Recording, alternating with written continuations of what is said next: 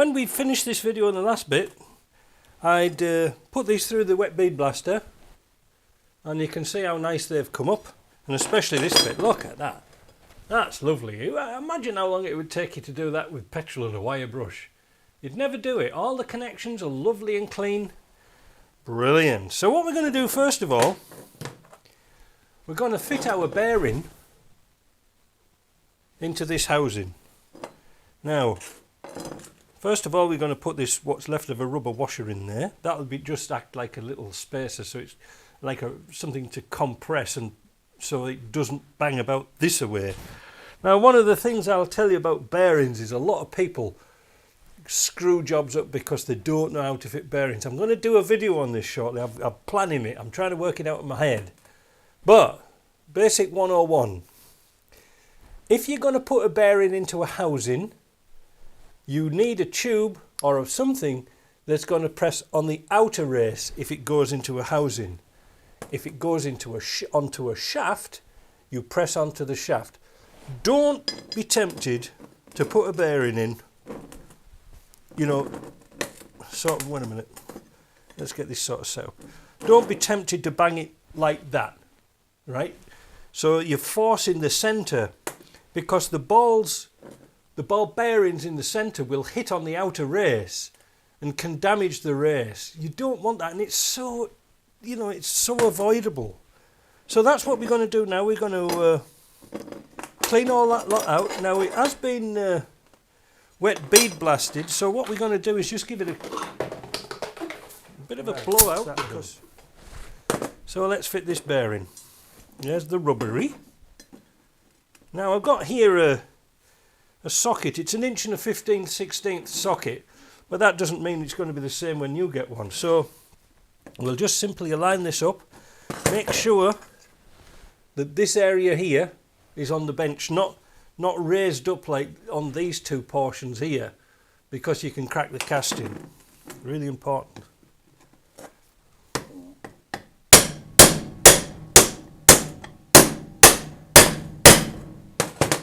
There's the bearing. Oh, I think I'll just disappear for a minute and clean these bits up because they look a little bit rusty and I forgot to do them. Back in a tick. Right, back again. Wet bead blaster. What a great tool. We're going to fit that into there. Now we're going to fit the snap ring. Now we can see here there's a little groove here to get the snap ring in and out. So what we're going to do is going to line that up so that the tail end of this is nearest the groove. And the reason for that is that anybody who wants to take it out again in the future, which they probably won't, will be able to get it out. Unlike me. They are a bit fiddly. And you know, you think, well, they're not going to go in. That's it. There we are. And that's it. So just get a little screwdriver, tap it down, make sure it's in, and that's really nice. We haven't damaged that bearing at all. The next thing we're going to do is have a look at this piece here. I did actually find in the container some brushes. Isn't that amazing? I think I had them for the Sunday sort out, but nobody wanted them. Haha. Your loss, my gain. God help us, I've had these for years. These I got these for a Series 2A I was working on many years ago. So now we need a little socket. This is 1/4 inch. And I'm using my Princess Auto Micro ratchet. What a tool, eh? So what we're going to do is going to pull back that spring and pull out that very tight brush. And I don't know why it's tight, but I'll tell you what, well, let's put that spring like that for 1 minute, take this off, making note of which way the if there's any washers on there. Can you see that? No, there's no washers. That's tight in there. So I tell you what I'm going to do. I'm going to take both off.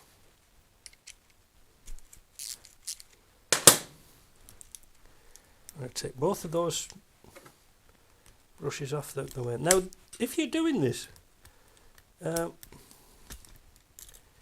these springs, you can actually still buy the springs apparently. They are steel.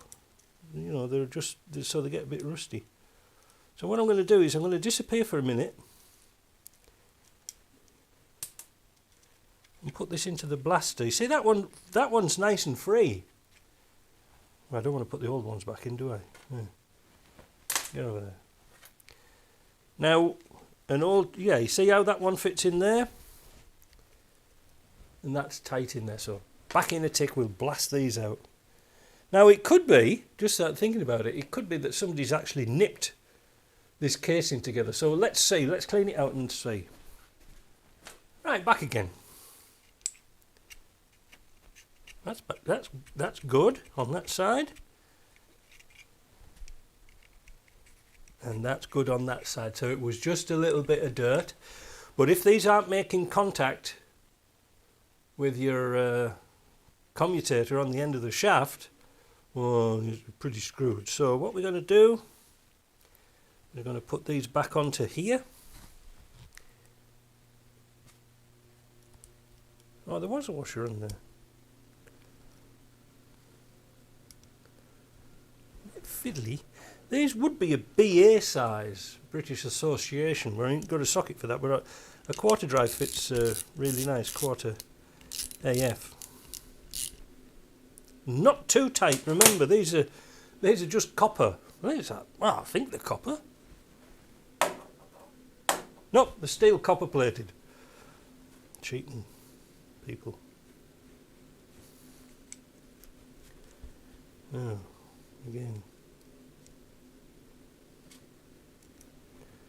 Put this together.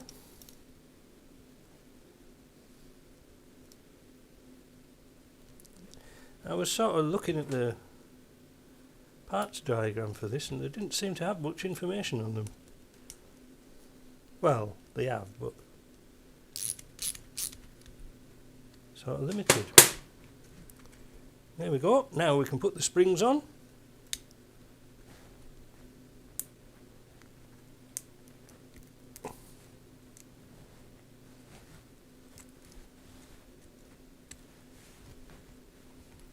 And of course they've jumped out. There. Now an old trick you used to do was to get something round that and clamp it on there somewhere whilst you put the brushes in. Well, let's see about that for a moment. I might have to play around with this. Let's put this one on. Come on. There's some force in them springs.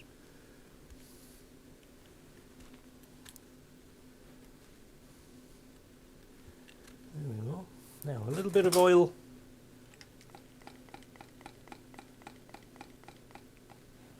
In the bush. Now I'm just wondering which way to assemble this.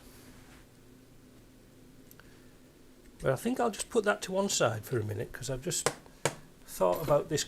This is the exterior. Now there are various tests you can do on these to check the continuity.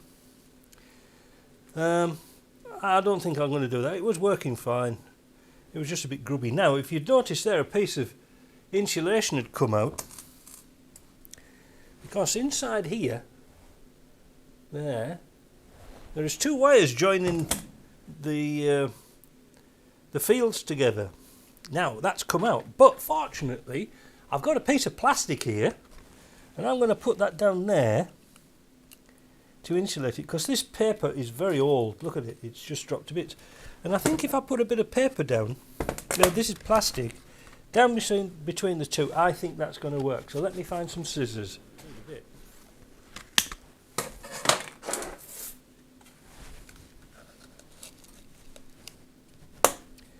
And that will do nicely. Now, I'm wondering which way to put this together. I'm thinking I might just put, well, there's the washer. Don't forget to put the washer on the end of the shaft here.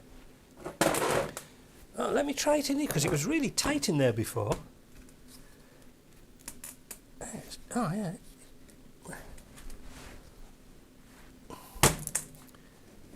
Oh, that's it. Oh, that's all right. That's just the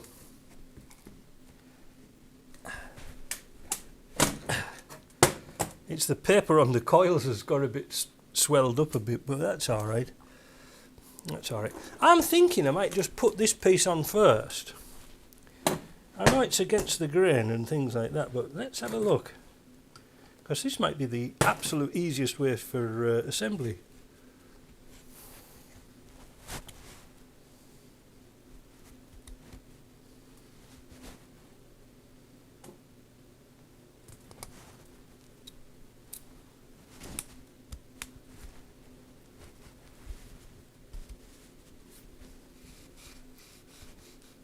See, that's how your electricery works and gets transferred.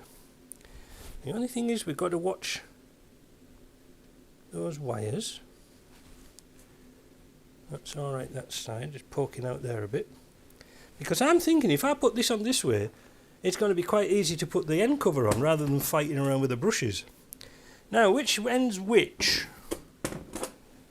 Oh, well look, that's kind of easy, look, because it's got the connector on.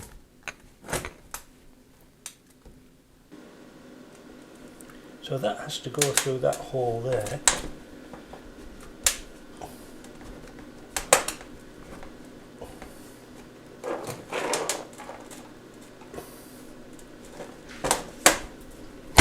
Boom! And there is our little key lined up. Wow, well, that was easy, wasn't it? Got our connections on there. Next, we can assemble this piece. There's a dimple. There's a dimple there for this piece. So that piece goes on like that. Oh, look at that. I think I'd work in the Lucas factory.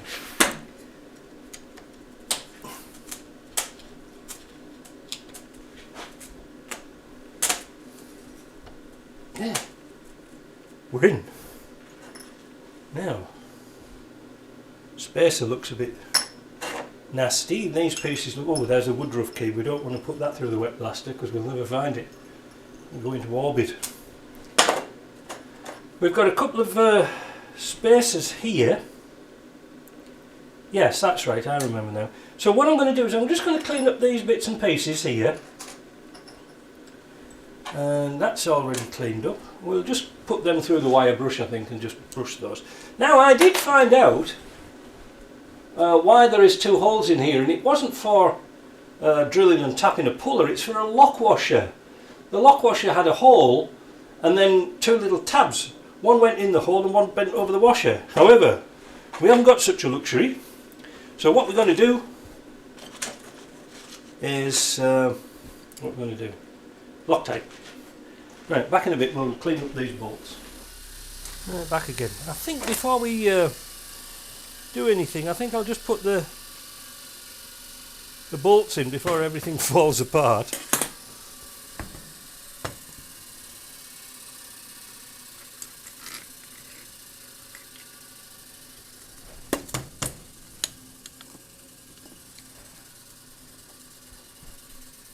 Keep it together. Oh, a bit of oil on that one.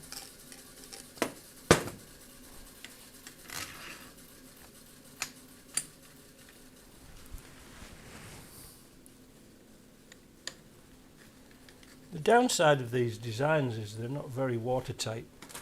You can get water in them quite easy.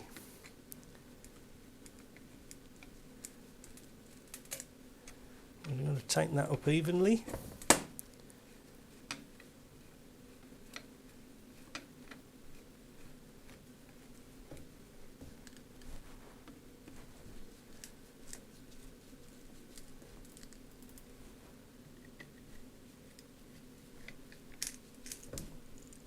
There we go.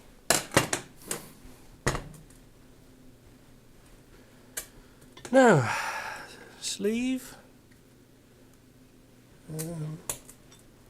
Sleeve. Where's the key? Let's put the key in. Oh, wind's blowing a bit.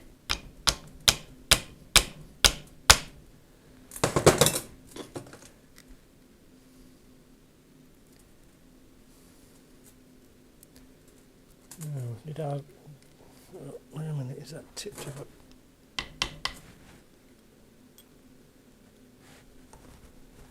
Oh, these must be for centering the belt.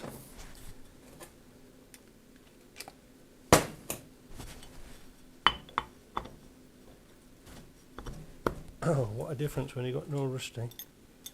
So, a wee bit of Loctite.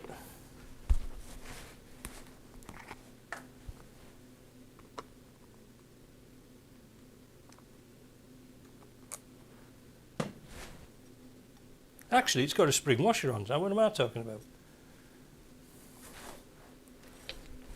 Oh, that's nice.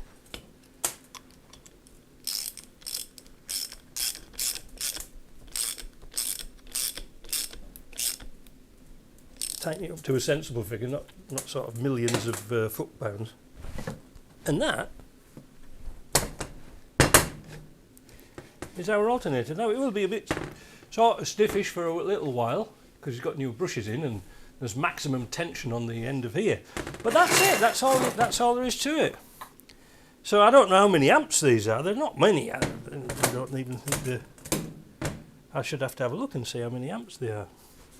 I think it's tidied it up and it looks quite nice. The nice thing was costing out because I had all the bits in. Yeah, that was a good call, wasn't it? Right, so that's that. I hope you like that. The next video we'll do on the starter motor. See you later.